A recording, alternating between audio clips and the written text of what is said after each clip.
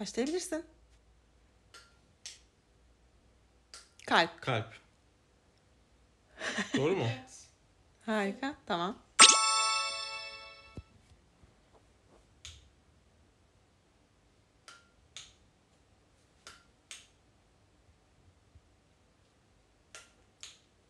Kemik. Kılçık, balık.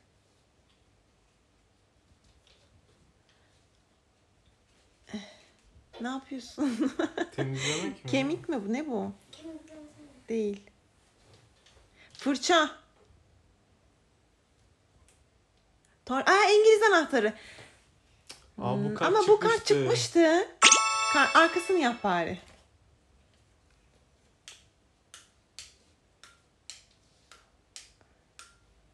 Audi. Olimpiyat. Bu ne böyle bir... Üzüm. Üzüm. Üzüm ya, bu kart çıktı. Ama bu kartı yaptık. Ben yapmıştım hatta. Önünü sen, arkasını ben yapmışım demek ki.